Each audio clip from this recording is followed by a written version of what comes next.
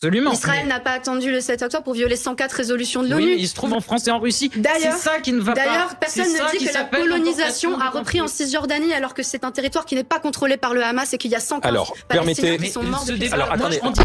Alma Dufour démonte la propagande israélienne de Samuel Lejoyeux en plein direct sur BFM TV. Selon le président de l'Union des étudiants juifs de France, l'occupation israélienne n'a pas du tout pour objectif de détruire la bande de Gaza, mais simplement de retrouver les auteurs des attaques du 7 octobre. Des déclarations totalement fallacieuses selon la députée de la France Insoumise Alma Dufour, qui affirme que l'occupation israélienne ne cherche pas à retrouver les membres du Hamas, mais de raser la totalité de la ville de Gaza et d'y chasser tous ses habitants vers l'Égypte. Selon Alma Dufour, l'occupation israélienne a assassiné de nombreux journalistes et membres de l'ONU, ajoutant que 70% des victimes palestiniennes des bombardements à Gaza sont des femmes et des enfants.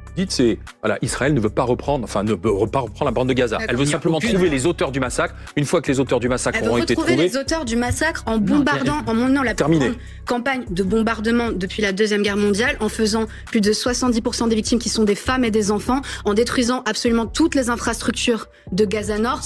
Tout le monde voit ce qui se passe. L'ONU, dont 30 fonctionnaires sont morts sous les bombes israéliennes, les journalistes indépendants qui sont tués également sous les bombes israéliennes. Les ONG disent qu'il n'y a pas d'autre issue pour des centaines de milliers de personnes que de fuir Gaza Nord. Elles ne pourront pas y retourner dans l'immédiat puisqu'il n'y a plus rien à Gaza Nord, d'accord? Ensuite reste Gaza Sud, l'endroit où on a demandé aux gens de se réfugier. Sauf que Gaza Sud est aussi bombardé, moins que Gaza Nord, mais l'est aussi. Et verrouillé. Et là, encore une fois, c'est le New York Times qui le dit, avec les images satellites. On a des images de ce qui se passe à Gaza. Il n'y a pas que les chiffres du Hamas. On a le nombre de bombes qui sont tirées sur le territoire le plus densément peuplé de la planète. Les gens ont accès, que vous le voyez ou non, ils voient qu'il y a maintenant à Gaza des enfants qui meurent sous les bombes. On retrouve des morceaux d'enfants, d'accord, dans les décombres. C'est de ça qu'on parle. Tout le monde a été exposé à ces images. Malgré les nombreuses preuves des ONG recensant les massacres de l'occupation israélienne sur les civils palestiniens, Samuel Lejoyeux persiste et signe. Selon lui, Israël n'a pas pour vocation de coloniser Gaza et encore moins d'y bombarder sa population. Un entêtement qui indigne la députée de la France Insoumise Alma Dufour, qui rappelle le bilan des massacres de l'occupation israélienne à Gaza. En effet, depuis le 7 octobre, 9000 civils palestiniens dont 4000 enfants ont été tués par des bombardements de l'occupation israélienne. Alma Dufour dénonce notamment le silence assourdissant des médias dont BFM TV concernant les propos du premier ministre israélien Benjamin Netanyahou. Ce dernier avait en effet justifié les massacres de civils palestiniens perpétrés par l'armée d'occupation israélienne en invoquant la prophétie d'Isaïe, un texte de l'Ancien Testament qui suggère la croyance d'une guerre sainte contre un peuple maléfique. Je vois le président Benjamin Netanyahou qui dit qu'il va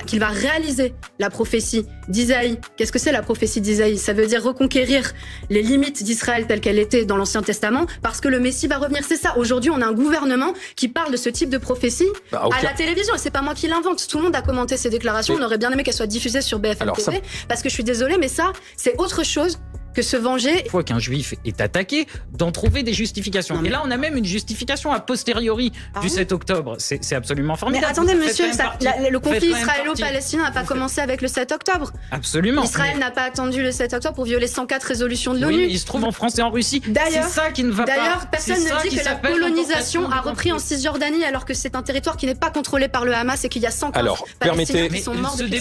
En disant tout le temps se met la colonisation, etc. Est-ce qu'Israël commet des crimes contre l'humanité en ce moment?